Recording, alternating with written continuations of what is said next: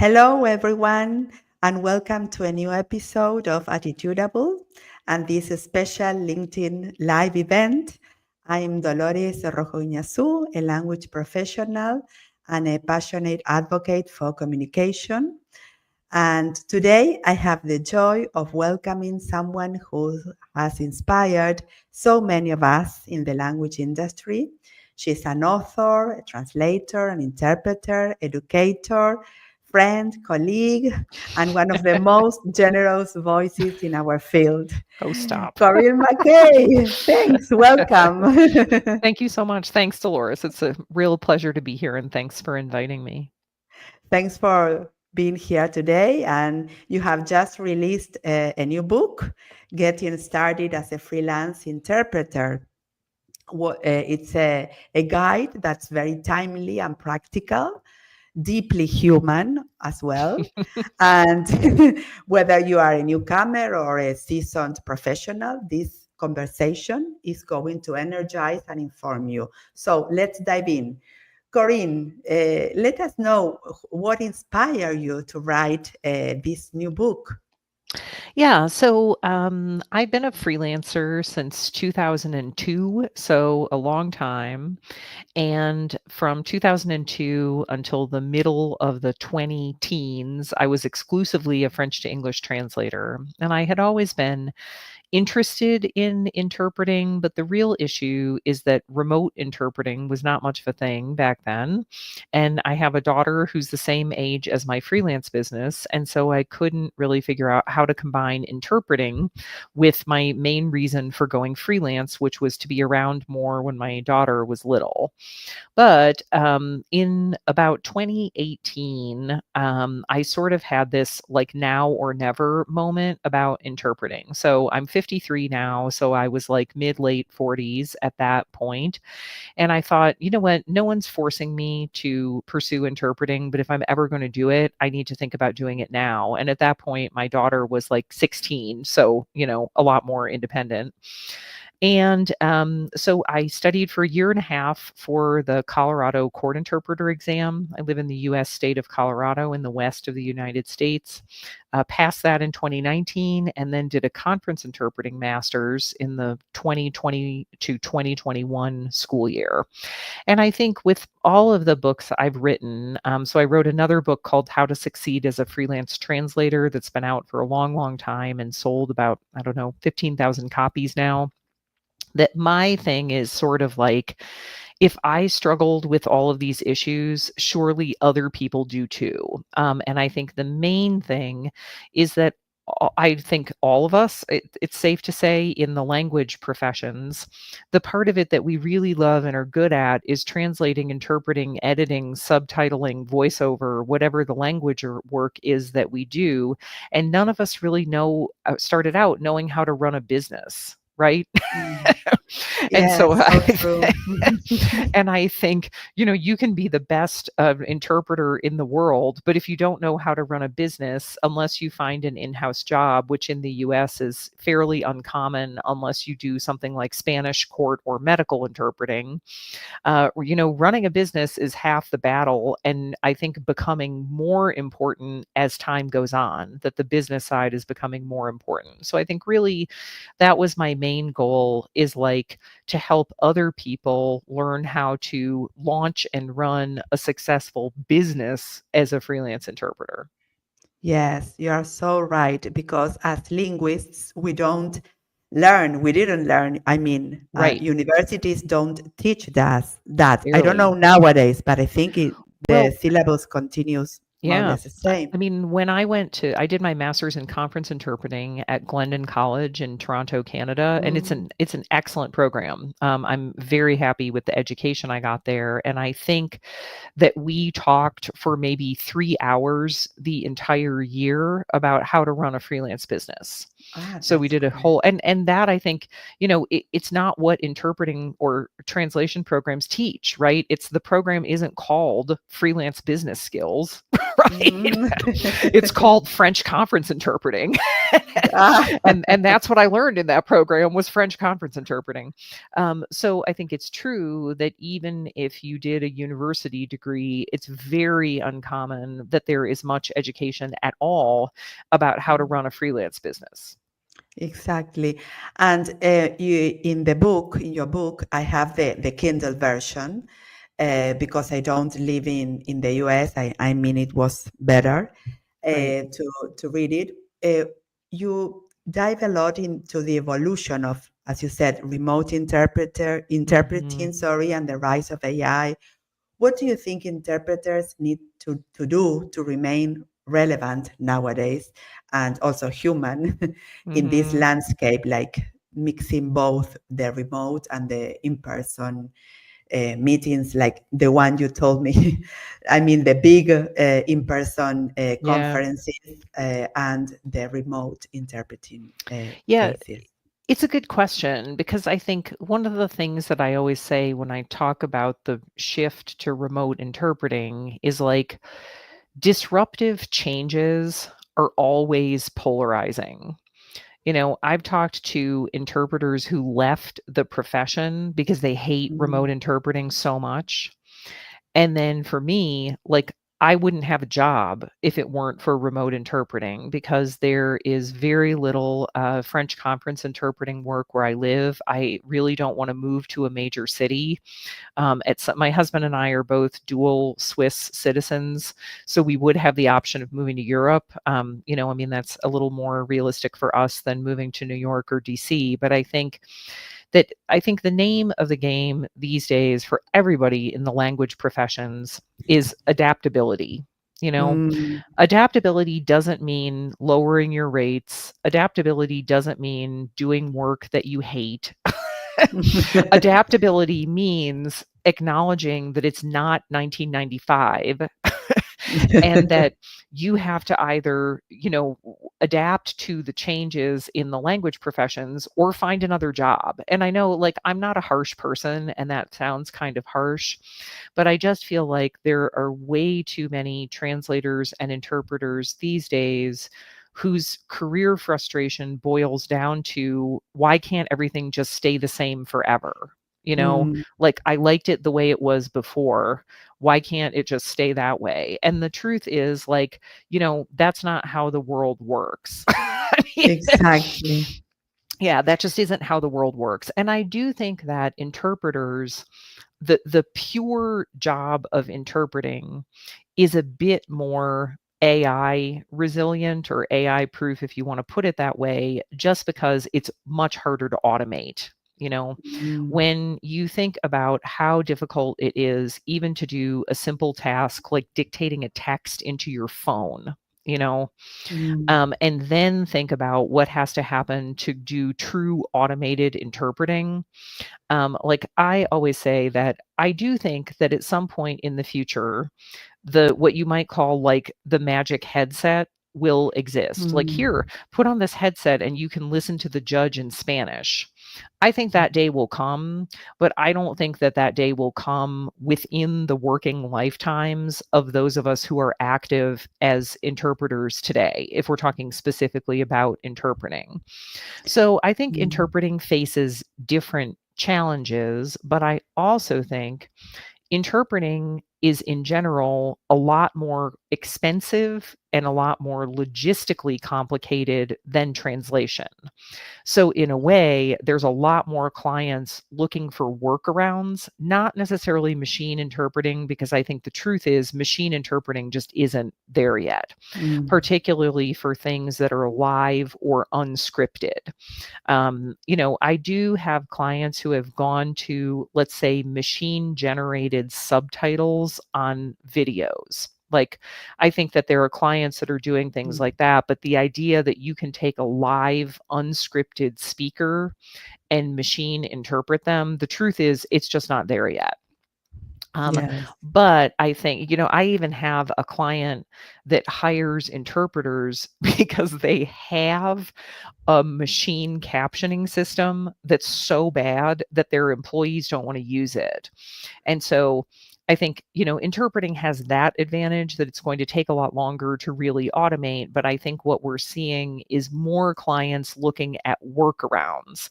Like, well, we're going to make a transcript of this meeting and then machine translate it. Like, instead of having Mm, interpreters, we're going to transcribe it and then we're going to translate it.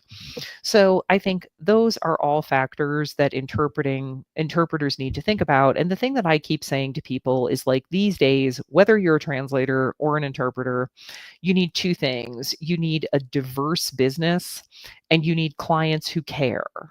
Because I think in the US, we're seeing that even markets like, let's say, federal court interpreting, that we once thought of as like the most secure kind of work that you can get, are mm. maybe not. I mean, I honestly think when we're talking about threats and staying relevant, I don't think AI is necessarily the worst of it.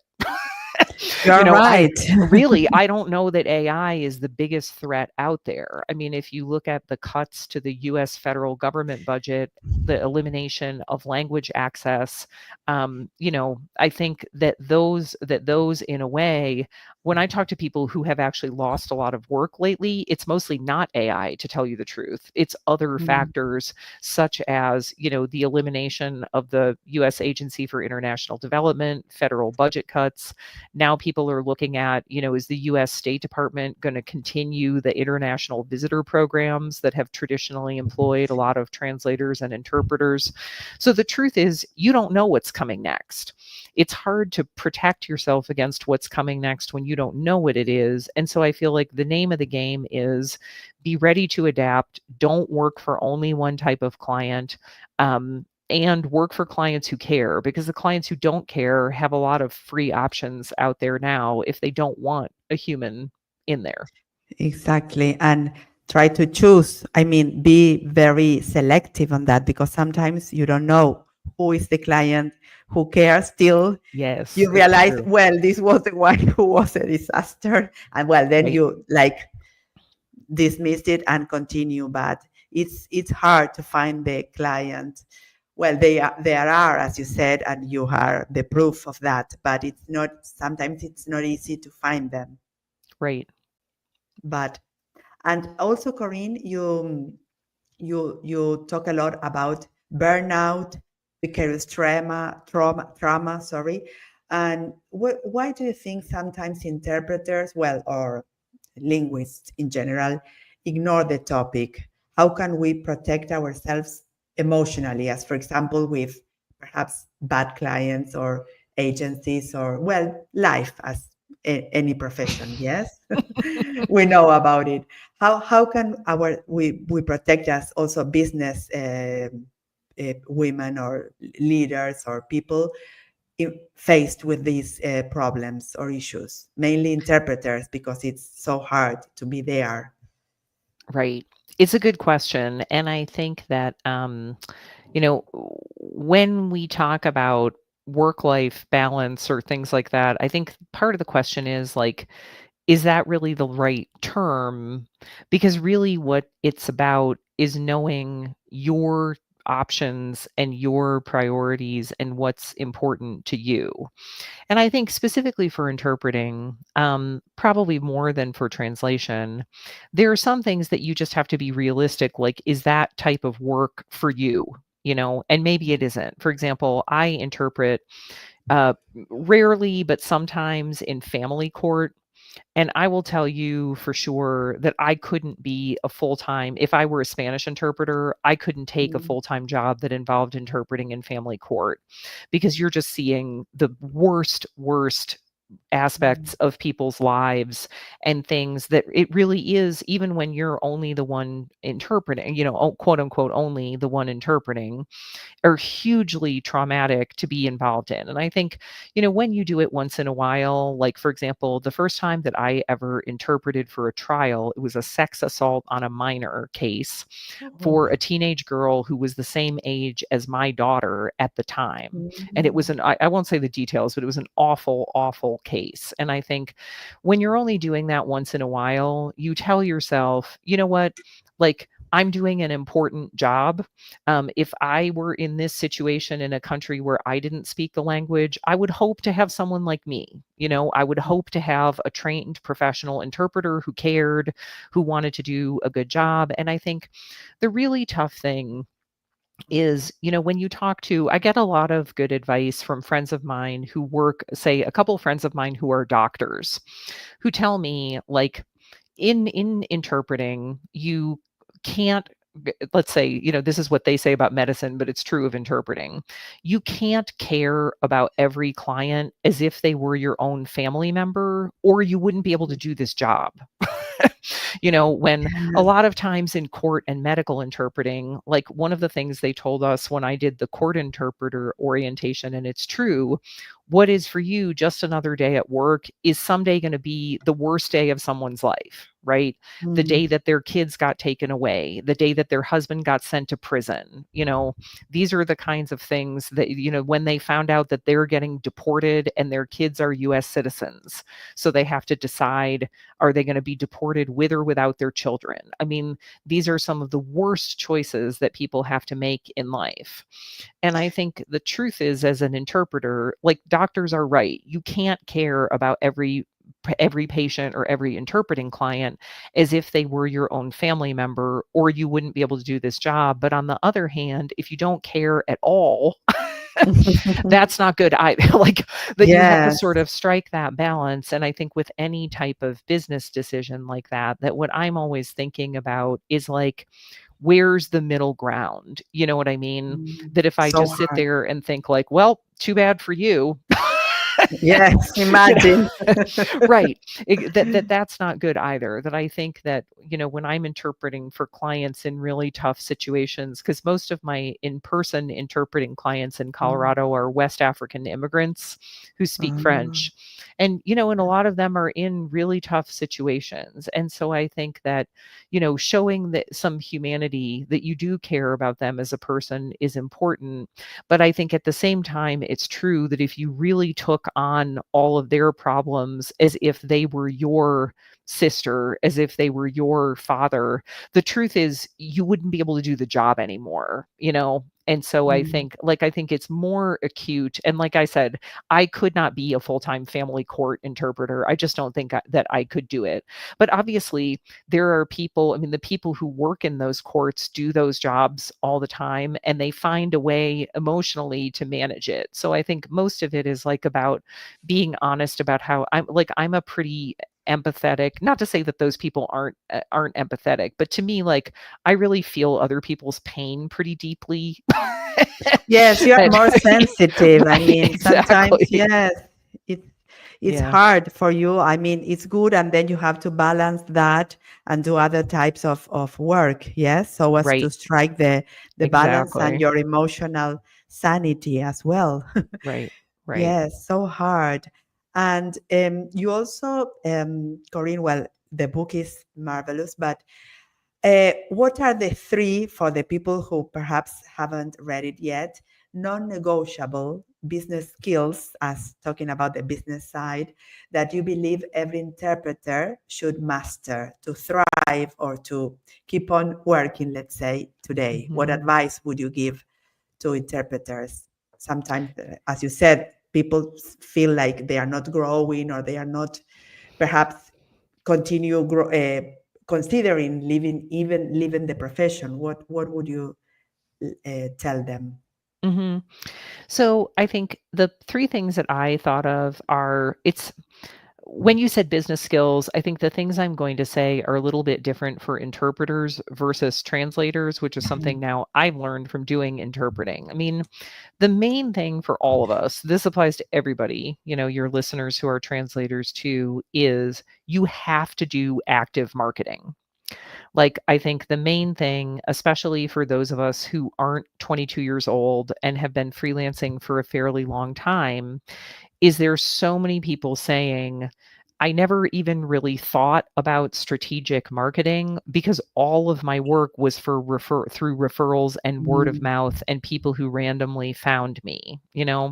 And I just think that the truth is that that has really changed. That whatever kind of active marketing works for you, whether it's warm emails, whether it's LinkedIn, whether it's going to client side conferences, going to networking events, that I think it's getting more and more rare that I talk to people, which used to be the norm, that you would talk to freelancers who would say, I don't really do any marketing. The business just kind of builds on itself. And I think we have to be doing active marketing. Number two, going out to all the interpreters here, keep Mhm. your good clients happy. It Mhm. really surprises me um, how often even experienced interpreters forget that. That when the client tells you that you need to be log on 15 minutes early, you log on 20 minutes early so that you're not having connection problems and getting there at the last minute. You like it just surprises me how often even experienced interpreters do these kind of rookie mistake things. They're late, they're not prepared, the client sent out materials that they never looked at. So that sounds like a basic thing, but pay a lot of attention to the good clients you have and really keep them happy and go the extra mile for them. And then, now this sounds weird, but you'll know what I'm talking about, I think.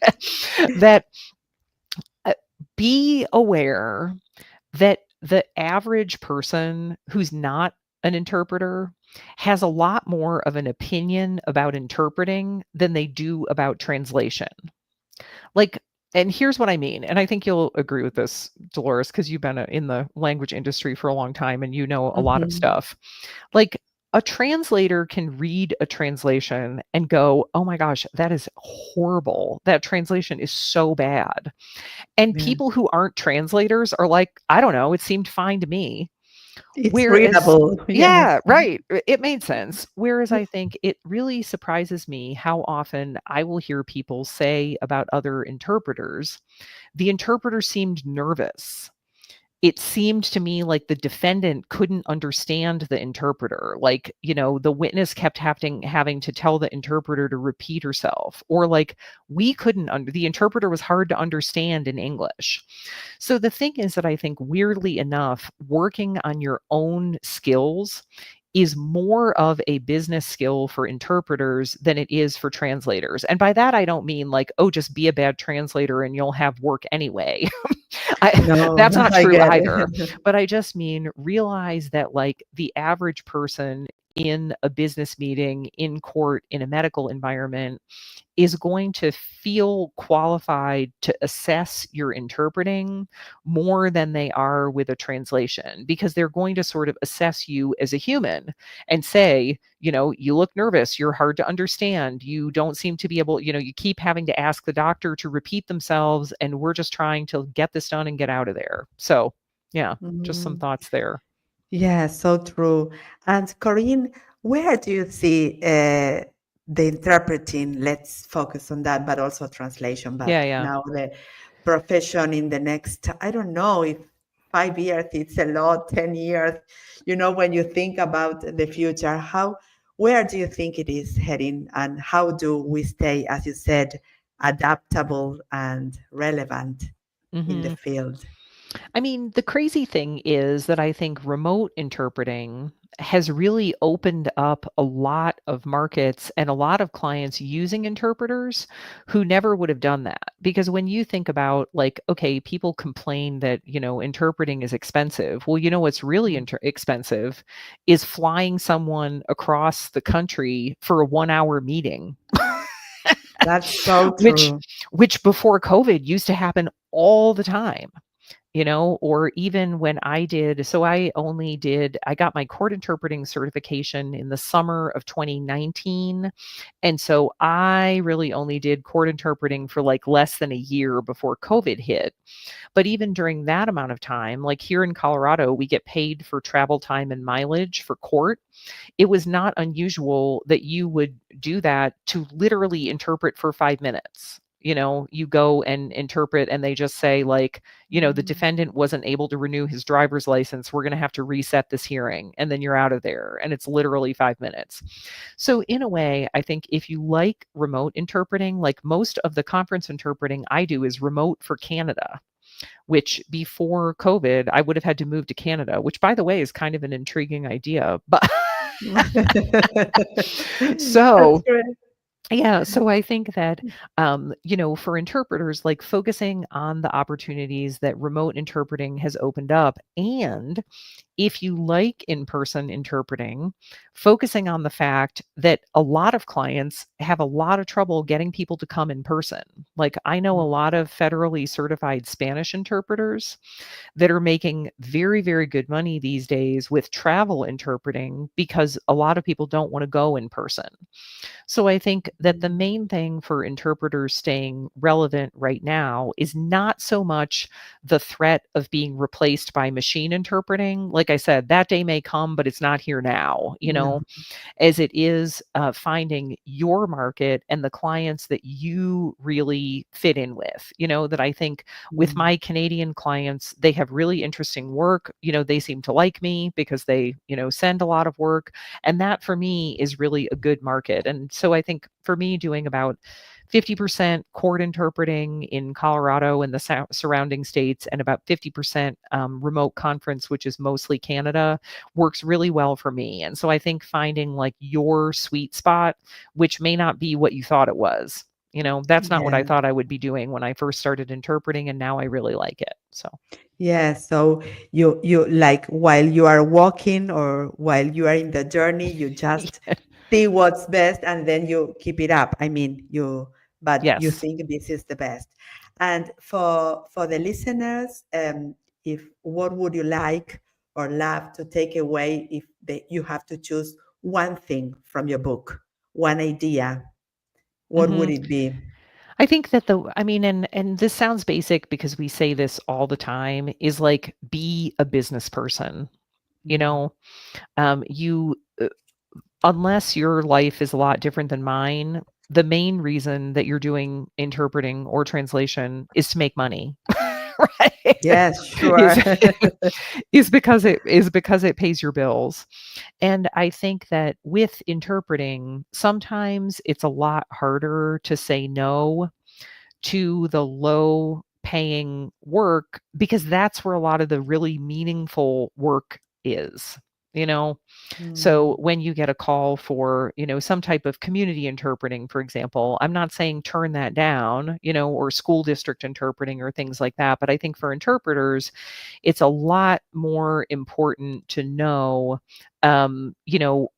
how much do you need to be earning? How much can you afford to work at a lower rate or for free, and still have a viable business? Because you're going to get a lot of requests that you think like, oh, I really feel for that person. And I think the thing that's hard in the interpreting world, and in translation, is that a lot of us either are immigrants ourselves, or we know what it's like to be an immigrant, right? Like, Yes. I live in the US, and I was born in the US, but I've spent a lot of time in other countries, and I know what it's like to be like, I don't understand how things work here. I'm afraid I'm going to get cheated. I'm like, I don't understand the legal system. Going and getting my residence permit the year that I lived in France was like, I don't understand any of this. And now I have to get a chest x-ray to make sure that I don't have tuberculosis. Like, what?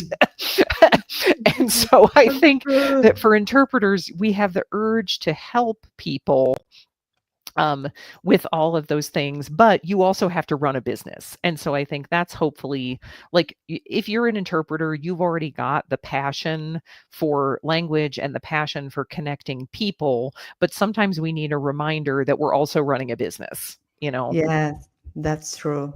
Thanks so much, Corinne. Thanks for writing your book, for all your alumni calls that we have every month since, I don't know, 5 years already and 2020, yeah, we counting. started the Yes, right, monthly alumni calls in 2020, and 5 yes. years later, you guys still have questions, and hopefully I still have answers. A lot of questions, and we are looking forward to it every month, and all the courses, the webinars that you offer, the marketing madness as well, months that you Mhm. have, and all the books that you have written. So thanks a lot for continue teaching us everything. And do you have a favorite podcast or book or, I don't know, newsletter or something that you usually read or recommend? Yeah, so I thought of 2 things for that. Number 1, if you're having AI panic, follow Ed Gandia. Like, a lot of your listeners, Dolores, probably already know Ed Gandia. His last name is Gandia for anybody who's, He was at the podcast. I Yeah, interviewed right. him some years ago. Yes, he's fantastic. And fun fact, his first language is Spanish. Yeah. When you know that, you can hear it a little bit in the way he talks. Like, I wouldn't have guessed that, but after he told me, I was like, "Oh, right, the way you pronounce some, words sound is I can hear it a little bit." But here's the thing that I've always loved Ed Gandia, and I told him that, by the way. He knows Yes. I love him. But here's what I love about him right now. He is, I'd say, my age-ish. Like I said, I'm 53, and I'd say he's roughly my age. And he says that this is, in his opinion, the most exciting time to be a freelancer that he has ever experienced because of the potential of augmenting your own capabilities with AI. And Mhm. like, I'm not saying he's right. I'm not saying that he has all the answers, but I think that right now, even for those of us who are optimists, that we think like, if I log on to LinkedIn and have to read about one more person who says that they're going to give up Yes. being a translator, interpreter, writer, whatever, because of AI, like I'm going to have a breakdown. And so I think that following Ed Gandia, who I think is a really smart, really level headed person, and who says, in my opinion, I've been a freelancer for 25 years, and this is the most excited I've ever been about freelancing because of the way that AI can, you know, don't try to beat AI at what it does better than you. Use AI to help you do your own work better. So follow Mm. Ed Gandia. And then a book that I read recently that I really loved is by Mel Robbins. She's an American woman author, and it's called The Let Them Theory. And I think another really important thing right now is to focus on your life. Right, like, your and Yeah. the let them theory is basically all about, like, how to let other people do their thing while you go on doing your thing? And I think that right now it's particularly like, a lot of us struggle that with that in general, like, how do I not let other people's opinions of me affect me? How do I not let other people's judgments of what I do affect, my own business and my own life? But particularly now that I think, with all of the AI disruption in the language world, it's a pretty new book, but I think it's particularly relevant for right now, when what we really need to focus on is how are things going for us. Like, I, for one, am on track to have my best year ever as a freelancer, and so I Wow. think, it is hard to see other people talking about giving up on the language professions, but things for me are honestly good, which doesn't mean they're going to stay good. Yes. but You don't but know. right, Mhm. I don't know, but I found that book really, really helpful. Thanks a lot. Yes, and she also has a podcast that I Yeah. listen to, Oh, and yeah. also your podcast. Would Oh, you right. like to tell us about Y your? Yeah, sure. So, I run a small, online training platform called Training for Translators. The website's just trainingfortranslators.com, and the podcast is also called Training for Translators. What can I say? I'm not very Yes, cr I I'm not but very creative. You I share I very useful advice and I many. own that domain name. It's easy to remember. It's all under Training for Translators, and my podcast is more like once a month. It's not it's like a, when I get around to it kind of thing, but there's like 15, 16 episodes up there now. So you can read it you can listen to it on my website trainingfortranslators.com, or it's on Apple Podcasts or Spotify. And like I said, the podcasts are just called Training for Translators. Great. And there's a question about the medical interpretation courses. Do you Mm. offer them, Corinne, on your platform? No, but No. in September, I'm pretty sure that I'm going to have a class not taught by me. I don't do medical anything. I'm going to have a class taught by someone else just on marketing for medical translators and interpreters. So maybe you want to follow that. Sure, Anurag, thanks for your question, and you can subscribe so as to know when that is going to be ready. Yes, Mhm. And subscribe the to other your. yeah, and Anurag, the other thing I would mention, I'm not sure where you're located, but in the US, and I don't believe you have to be located in the US to take it, that CCHI, the Certification Commission for Healthcare Interpreters, now has a non-language specific medical interpreter credential. So it's called CORE, CORECHI, and it's where you take, I believe it's speaking tests in English and your other language, maybe something like that. I don't, like I said, I don't do medical translation or interpreting, so I'm not Mhm. super familiar with it.